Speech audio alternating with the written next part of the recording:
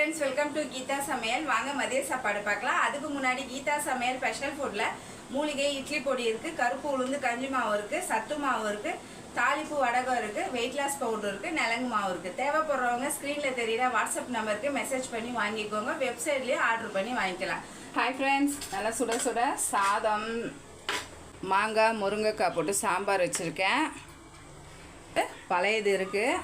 காலையில் பசங்களுக்கு லெமன் சாதம் செஞ்சு கொடுத்தேன். அந்த சாதம் கொஞ்சம் இருக்குது. தொட்டுக்க வந்து கருணக்கிழங்கு வறுத்து கொடுத்தேன். சிரிக்கீரை பொரியல் பண்ணியிருக்கேன்.